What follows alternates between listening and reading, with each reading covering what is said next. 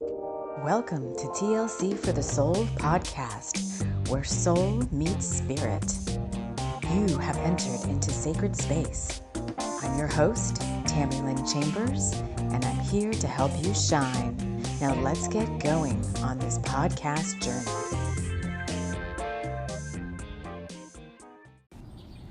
Hello, friends. Hello, and welcome to yet another episode of the podcast. I'm excited to have you here on this Sunday. What is Sunday morning for me? I don't know when you guys listen to this. We've got a lot to share in this episode. A lot of new things being revealed that I want to talk about. Well, I can talk about them a little bit. I'll share that in a second. If you're new here, welcome. Settle in. If you're a returning listener, thank you so much for coming back and seeing me, seeing us, not just me, seeing us here on the show. What we're going to share today is an energy story. It's what we do every Sunday. We do the energy stories, which is in and of itself just a story. So if you're new here, let me just spread a little light on what we're doing. So I'm an author, an artist, and a master healer. These stories that we share in these Sunday episodes are, well, everything I write, all the books I write and everything are intention stories. They are channeled, meaning that they all come out on the pages via stream of consciousness or automatic writing as I work with my guides, the guides of the personas of the energies involved. Each series that we write has a particular overarching theme or intention about it. This one is the Spirit Guides of Tessa Locke. This is our spirit guides that are my personal spirit guide companions. And the other personas coming through are indicative of either the energies that abound or around when I'm writing them as personal journey for me, or the energies that are abound and around for you when you're actually consuming the energy of the story.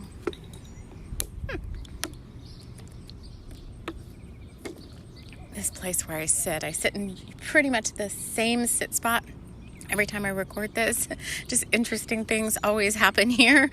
So my bottle cap of my water bottle hey, get off me, just flew off and flew away somewhere. There's no wind, it just flew away. Okay, so this month we are focused on Spirit Guides of Tessa Locke, All Paths Lead Home. There's much to share as I channeled in 2 kind of long chapters last night as to the energy that is going to be happening 7 to 10 days from whenever you are hearing this. So without further ado, thank you. I do want to thank, I think I did on Friday. We did Freaky Fridays on Friday, our solstice celebration. And I want to thank all of you that have been sharing out the podcast to your friends and your followers. I appreciate that. As with any sacred service work, we are all one. We are all here to serve a higher power, which is our soul's growth and spiritual awakening, the ascension of ourselves as humanity and of Gaia, the collective. And, we're all here doing the same work in our own special way. So when you're sharing anyone's work, you are creating good karma for yourself, as well as helping. Good karma is going to come back to you somehow, in addition to helping spread the news to others who really need to hear this in this now for their own awakening, for their own ascension. So we are one, friends. We are one. All right. So you can choose how you want to listen to this podcast if you're not sure what an energy story is.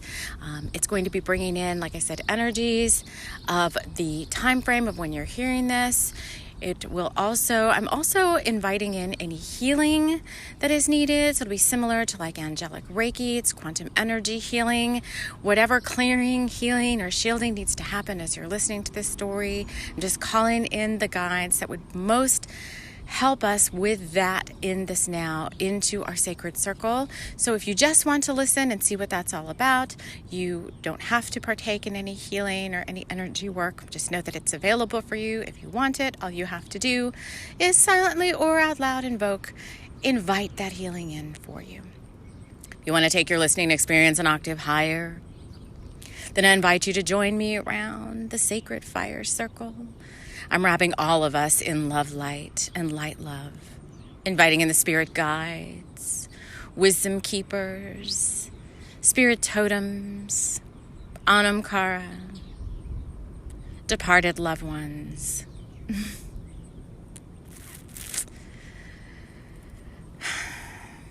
Okay, hold on.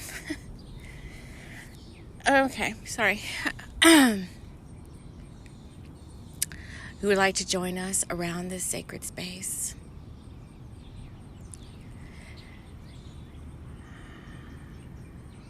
You can choose to take your listening experience an octave higher. Oh my God, I have to say this. Okay, sorry. Why do I keep saying sorry? I just have to say this to get it out there. Oh my God. So last week's podcast, I don't know why I'm so emotional about this. It's just a life cycle. But we had a really cute baby deer that showed up for us last week. So we are inviting in come on, just the spirit of that baby deer, because that baby deer did not make it. So found its little spirit body here yesterday. So the spirit of death and rebirth is very prevalent right now in the energies. It goes much further out than that, and that one just kind of, I know that happens every day and all of that, but that just caught me off guard because it connected with so many people when I posted a little video of it, and a lot of people saw it. And anyway, whatever. Stop. Okay, stop. Let's get control. Let me get control of the podcast. So anyway, the spirit of that baby deer is here around in this little sit space, because I'm pretty much in the exact same spot. Okay, thank you. Thank you for that. All right, back to it. If you want to choose to take your listening experience an octave higher, then you can invite in your own spirit guides, wisdom keepers, totems, power animals. Angels are always here with us. Archangels are here. All the higher light beings join me, as is my intent always, that I'm on the highest vibrational timeline, in the highest realm of possibility, in the highest available frequency available to me. And if you would like to invoke that for yourself, to you in this now moment. All right, I'm just asking my guides to help me stay on target, because there's a lot I can talk about. A lot has transpired, even since our solstice celebration on Friday, so I just want to share that. If you didn't listen to that, no biggie. I mean, you can go back and you can listen to it. We did bless and charge up the 3 sacred tools that we found during our Sisters for the Sword scavenger hunt. 3 is a very special number here. 3, the number 3. I can't even go into all of it right now. But let's just suffice it to say that a lot has been shown to me over the course of the past 3 or 4 days by 3 wise women, and a lot is shifting and changing in even my own knowingness and reality of what I believe to be the potentiality of what's going on in the energies right now. So much is opening up to our conscious awareness that was not available before, and that's only because each one of you would have to invite that in. It's not just going to happen without you inviting in more knowingness, higher consciousness awareness, higher vibrational information, and higher understanding. It won't come. So because of that, just putting that out there for you all before we get into any stories about what's going on now. If you want to open to that between now and the Lion's Gate, there is so much that is going to change. I think we said this somewhere, I don't know where, that over the next 6 months, and it's always the case, we're always learning, we're always growing, but there's something about this time frame of this next 3 months, which I did talk about briefly on Friday, that my guides called it signs and portents, like things portending. It's not a word we hear very often, but signs and portents, like omens, the holy made manifest. And I'm really starting to see that show up in my own understanding. I'm getting various confirmations from light warriors and light alchemists who I completely trust where their guidance and where their channeling and information is coming from. But what was shared with me last night when I had this huge revelation is that everyone that listens is not ready for that quite yet. And neither am I, because there have to be more life experience to what has just been shared with me. More is going to show up in my now reality to where I'll have some more information to share with you. So I've been asked not to share anything about that until Lionsgate. Right around Lionsgate is when everyone that listens will, most of you that listen, you have to like I said, invite that in, but most of you that listen will be ready to hear that information at that time. Your conscious awareness will be more open to what's coming in, and will be better able to disseminate and share some more experiences behind what's showing up. Very exciting times. I'm really looking forward to it. Really looking forward to what's to come. It's totally, completely new for our souls, something that our soul has never experienced before. I can see it kind of laying out before me, but I just need to bring more of that down and ground more of that down so that we can start working with that as a tribe and as a little podcast family. But it's very exciting. It's very new, and it takes a little bit of courage to invite that in. But once you do, I think you're going to feel so much better. So if that's something you want to do, let's just do that now for those of you that want to. So before we get into the story, if you want to do this with me, you can. If not, you can just sit back and listen. Like I said, there's healing coming through. Hence the whole baby deer thing was totally unexpected, because I said I wasn't going to talk about it. But it's bringing up emotions for people that need to be cleared.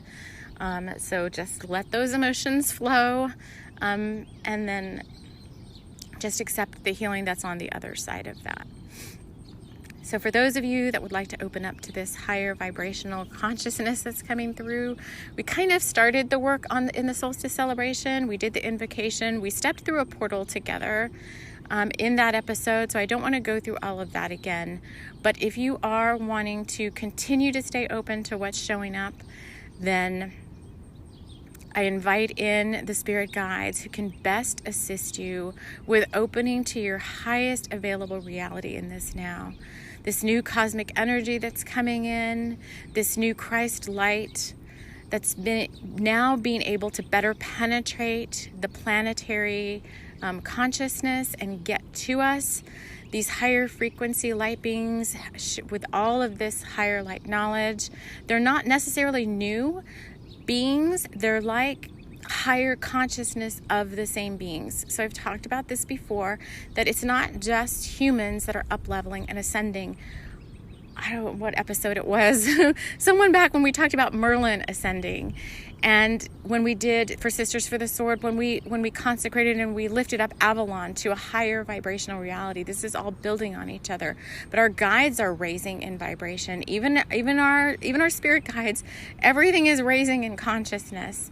Gaia is raising in consciousness. And so our guides are getting new information from source that maybe wasn't previously available to them before. And now they're able to step it down to us. And so I want to invite in those guides that have reached that level of understanding, that are now able to share, that are doing the service work now to come in and share that information with you. They're just sharing with me. So the twin flame journey is particularly affected by this right now. Others as well, like your solo stream journeys, your starseed missions, all of that. But there is a big,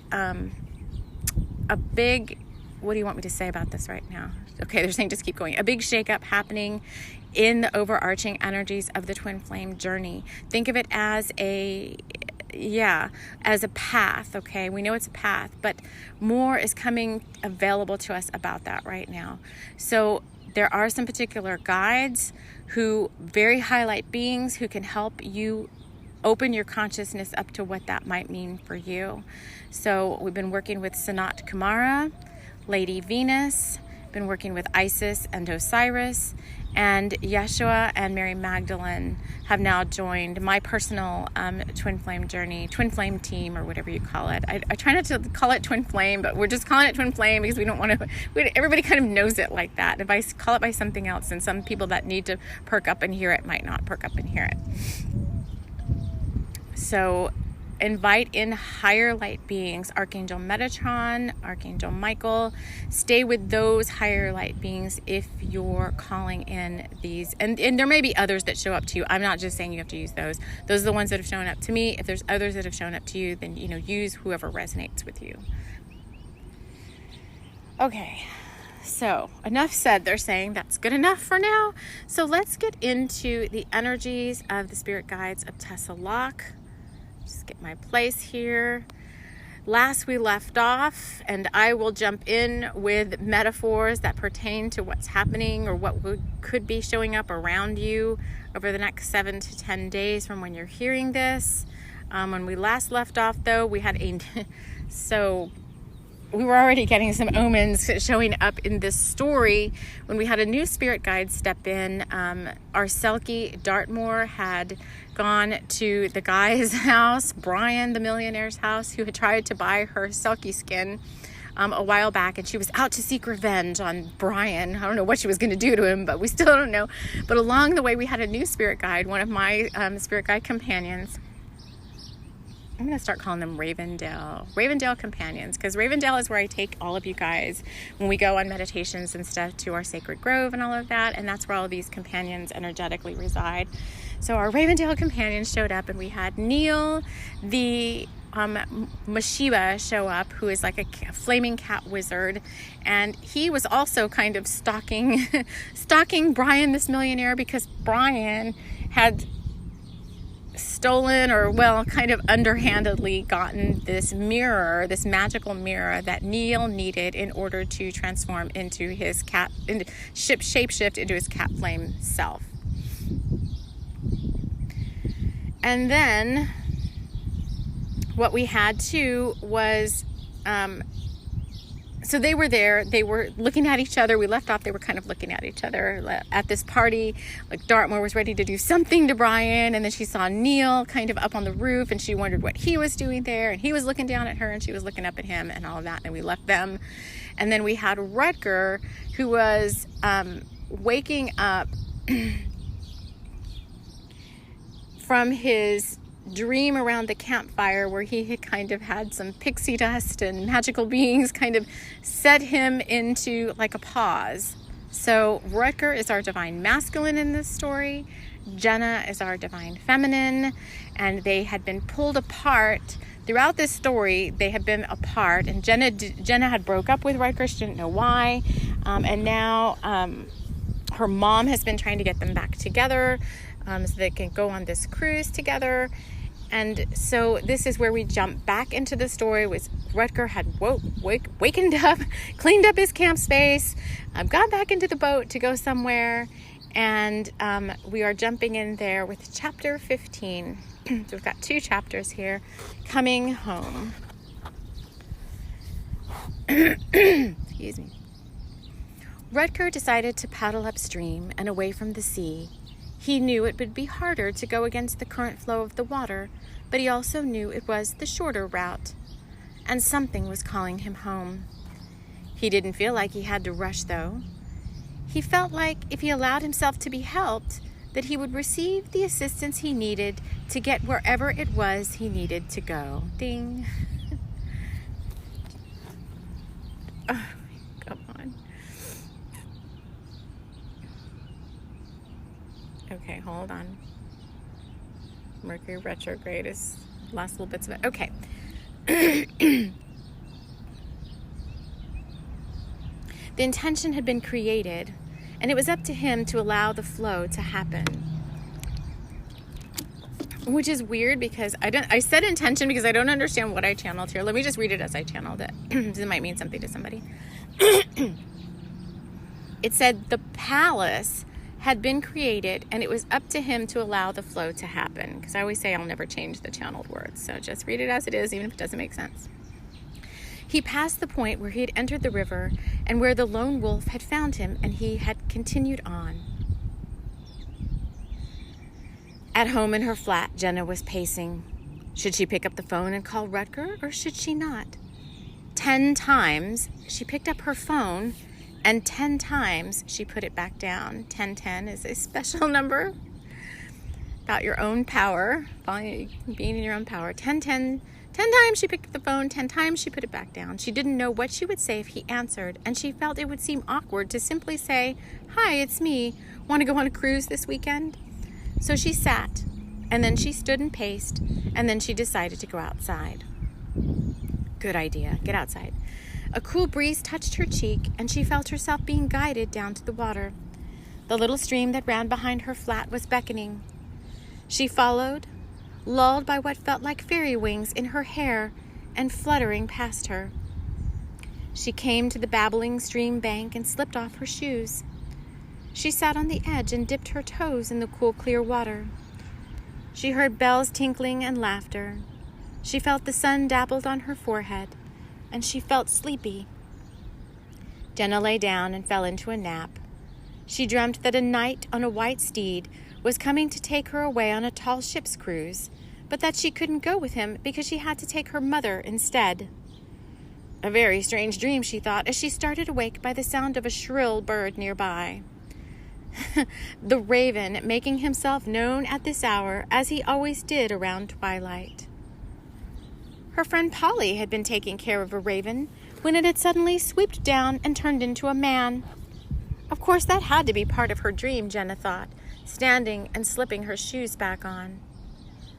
Okay, I have to stop there and just say sometimes the guides interweave these stories together. So a raven turning into a man is, I don't know, there's so many things there, but we have our raven Rainicourt in Bringers of the Light, who just shapeshifted into a man to join the Bringers of the Light, Abigail and Dakar, on their journey.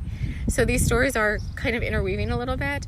And then I am working with Spirit Guide Raven this month on just a deep dive with Raven. And so he just kind of inserts himself. And I do have my own Ravendale Companion, Shoal, as in dark, like coal, S-H-O-A-L, Shoal, who kind of is making himself known here too. So the raven making himself known at this hour, as he always did around twilight. Her friend Polly Willikers from Bringers of the Light, her friend Polly had been taking care of a raven when it had suddenly swooped down and turned into a man. Of course, that had to be part of her dream, Jenna thought, standing and slipping her shoes back on.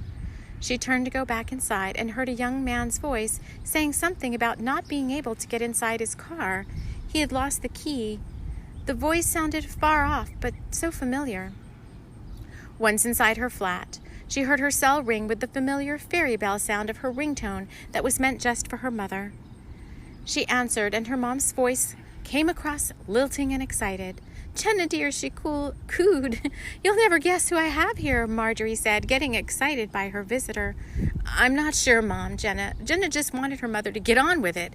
She didn't feel like guessing games. "I have Rutger standing here with me, honey," Marjorie said. "He rang up because he was locked out of his car. He thought I might have the extra key here somewhere," Marjorie said, motioning for Rutger to grab a scone. "Isn't that the strangest thing?" Marjorie said. She didn't believe in coincidences. Jenna felt perplexed and nervous, all at the same time. Hadn't she just heard a man's voice that said that he couldn't get into his car? Her mind swam. "Dear," Marjorie said, "I don't have that key here. Do you think it's there with you?" Jenna didn't see how. The last time Rutger had lost his key, they had made a copy and decided the safest place was to have her mother keep it. Mom, I'm sure it's there somewhere," Jenna said, making a face at herself in the bathroom mirror. She hoped she didn't have to go out. She was in dire need of a shower. "Can you just look around," Marjorie said sweetly, "and I'll keep our dear Rutger entertained while you look." Jenna winced. "Mom, let me look," she said, digging around in her purse. She knew it wasn't there, but just to say she looked there, else her mother would keep asking her if she had. "Let me call you right back." Marjorie ended the call with I hope you find it, dear. I wouldn't want Rutger to leave empty-handed. Jenna felt a knowingness tugging at her. Something was telling her to look under the carpet at the front door. But why? She had no idea. She opened the door and Merx darted outside. That's her cat familiar. Darn him, Jenna thought. We'll hear him meowing all night if he doesn't come back soon. Merx knew what he was doing. Ah, these familiars. Jenna flipped the welcome mat over and nothing, but something glinted at her from inside the little terracotta frog pot next to the door. She reached her hand inside and felt the smooth edges of a key fob. She pulled her hand out and with it the key to Rutger's car. But how in the world, she thought to herself, is someone playing a joke on me? She went back inside and dialed Marjorie back. Well, dear, did you find it? Marjorie said, all aglow. Rutger had that effect on people. Strangely, yes, Jenna said, still betwixt and bewildered about how it could have gotten there. Good, Marjorie said, motioning to Rutger to follow her. We'll be right over. Oh, God. Somewhere last week I heard that elementals were really helping us out right now.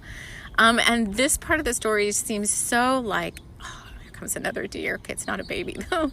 This part of the story seems so nature elementals involved. The cat familiar, the fairies, the raven familiar. So I just feel like this week we're going to be working with a lot of earth elementals, helping to ground in some of these higher energies that I've been talking about before we got started.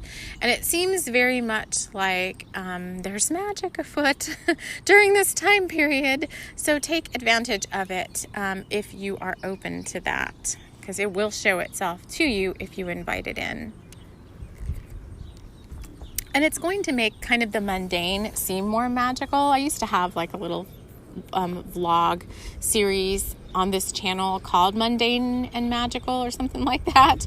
And it was kind of like, you know, how can we make the mundane of the 3D world seem more magical? And you can just by inviting in some of these, especially the elemental beings. Oh, I have to stand up. Oh, the deer saw me. It's an adult deer. It's very cute. No, I come in peace. Okay, it's coming this way. It's very like, what are you doing, lady? They just run off so fast. I just get spooked by anything. Okay, she's watching me though. Oh, and I have a little bird showing up. Is that who I think it is? Okay, the Divine Masculine is showing up right now. I have a red cardinal who is my sign of the Divine Masculine, and it's never over here in this little area. And a hummingbird. I'm telling you, I just said invite in the nature elementals. There's a hummingbird perched on this. Oh, it's super. Is that a hummingbird? It's super small, whatever it is. It looks like a hummingbird. I don't think it is. It's like a teeny. I don't know. Anyway, nature elementals are here to help, regardless of what that is. Once I say that, I start to notice them everywhere. I just want to see what this is.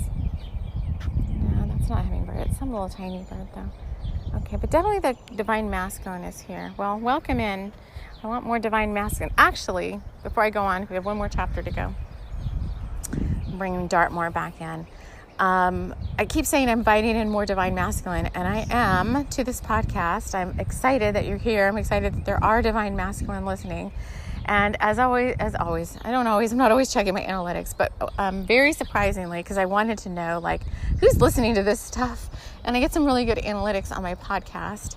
And come to find out, overall, I have a 50-50, almost 50-50 audience.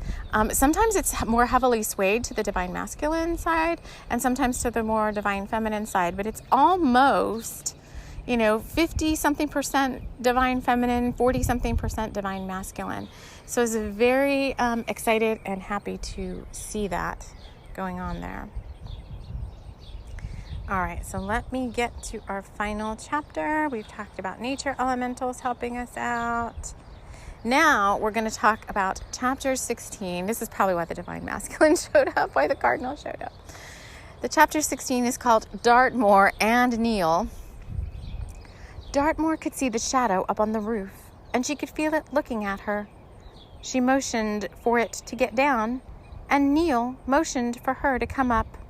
They were at a standstill. On you guys. Read into this if you need to. That's what these metaphors are here for. Meanwhile, the cake was being served. The guests pattered about, waiting for the birthday boy. He was still inside, doing who knows what. Neil made his move and jumped down quite stealthily from the steep roof, Dartmoor thought. It looked very cat-like. She blended in as best she could, as good as any other fish out of water could who was walking on the land. She felt thirsty and angled over to the party punch table. She felt a presence, an otherworldly energy behind her. Knowing she could use her power to wound, she carefully vetted the energy as likable and slowly turned in that alluring way as only she knew how. A hand extended. "I'm Neil," the Meshiba-turned man said gallantly. "And you are?" "Dartmoor," she said, allowing her hand to be held. She wasn't easily fooled. "I think we have some talking to do," Neil said, gazing at the partygoers. "I think we may be here for the same reason," he said, winking at her. Dartmoor blushed. "Shall we discuss it over dinner?" she said, never shy about making the first move. Or had the move already been made on her? She brushed that thought aside. She liked the feel of this hand in hers. "Most certainly," Neil said, helping her away from the punch table. "My car is hidden just around the bend," he said, sweeping his hand gallantly for her to follow. "Shall we?" And with that, the Selkie and the newly introduced cat wizard slipped out the side gate, leaving all thoughts of revenge and magical mirrors behind them for now. Oh, you guys. Okay, I know I say that at the end of every chapter. Okay. I guess it's just because I can see what's coming up ahead as that comes in. Like, I see where that could potentially lead to in the story as well as for ourselves. For me personally, I can't see it for each one of you unless you would ask me, like, what does that mean for me? But you don't necessarily need to ask me. You have your own intuition. You have your own guides. You're in sacred space right now. Now's a good time to maybe pause this and ask your guides, what does that mean for me? What does any of that story, what does any of this part of the podcast mean for me? Even sitting with it after you listen to it is helpful, because I found that sometimes, I listen and I get all embroiled in I know what's going on. And then I finish listening to something and then I get more downloads. And so I have to kind of go back and adjust what I was, thinking about as I get more information coming through. So let me just check in. The guides are saying that is all we have to share. So we have a lot. I do want to say, though, personally, we have a lot, and they can join in here if they want to, but a lot of energies happening this coming week. If you're listening to this when this drops, which I think a lot of you do, this is the solstice coming up here, the 20th, 21st time. It's right here, actually. What the heck is today? Today's Sunday. It's today and tomorrow. Oh my gosh, I'm so out of touch. I'm not out of touch.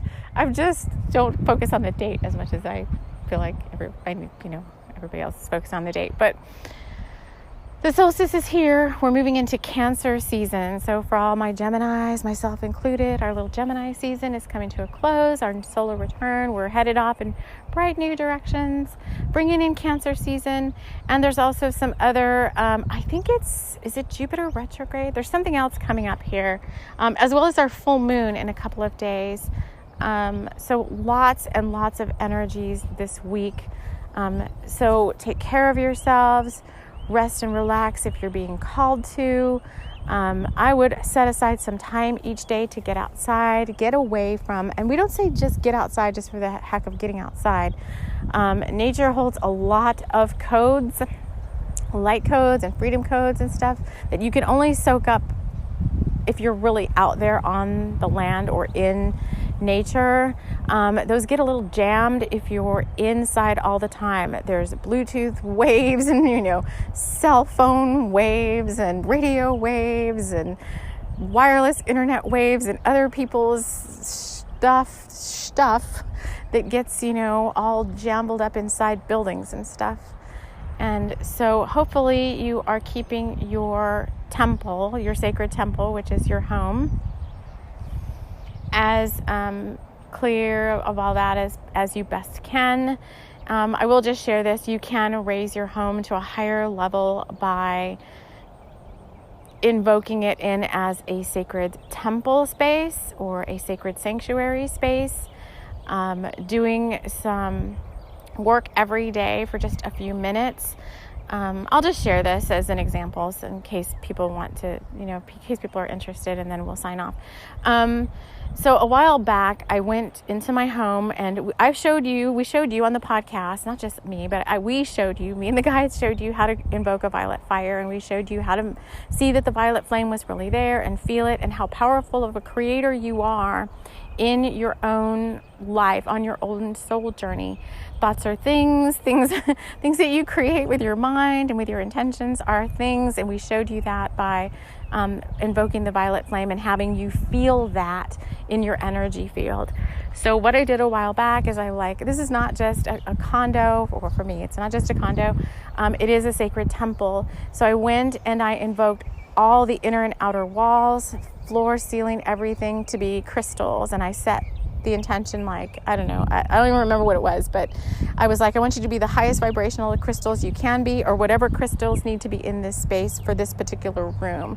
So, I had very high vibe crystals. I had some shungite and black tourmaline going on. And I created the whole thing as a sacred crystal temple.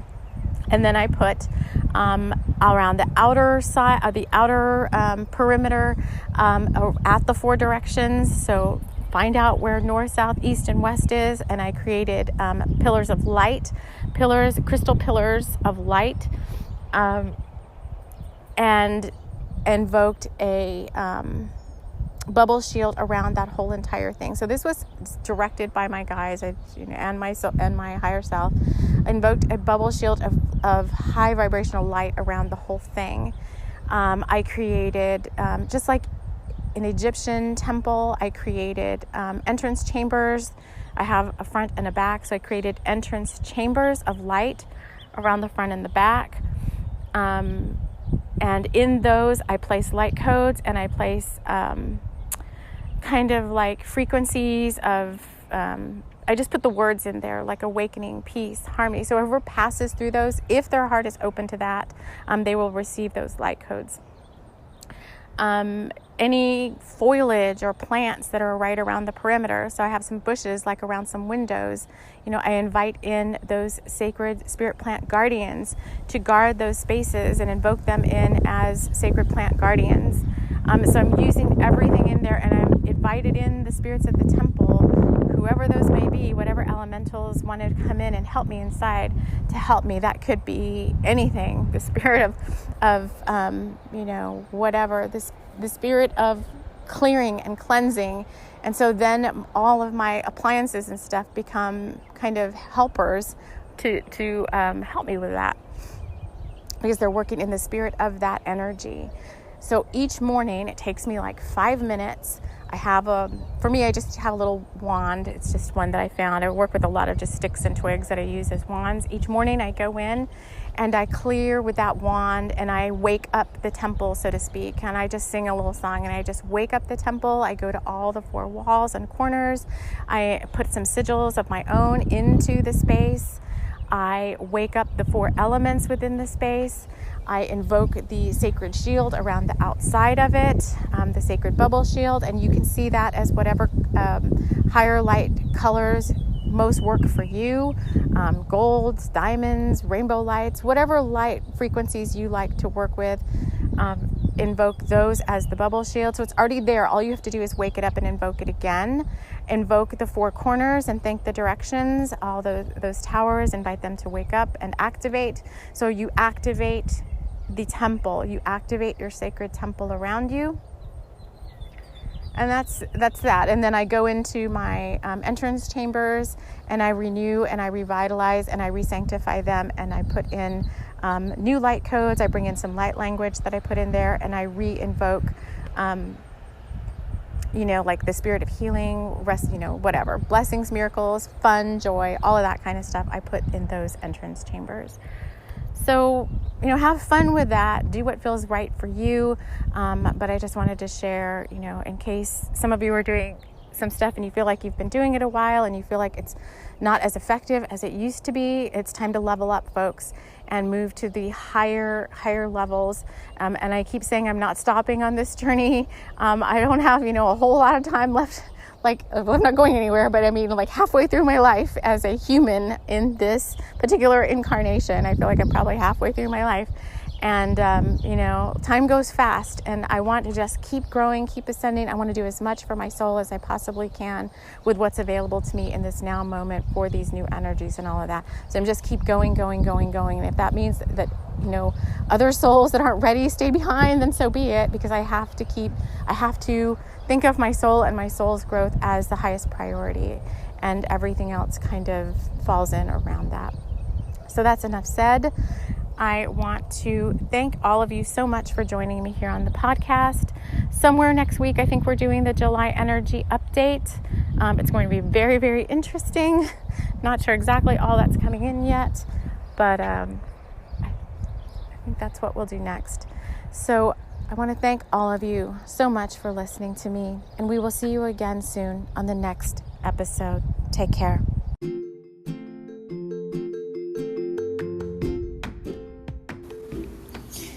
This episode has been brought to you by Mugwort Mavens. You know who you are. All those not so normal people out there who just are a little bit more magical than some of our other worldly folks. Mugwort Mavens is here to support you with whatever your magical needs are, be it a sprig of mugwort, a mandrake root, or a blessed belladonna flower. Come to Mugwort Mavens for your magical needs.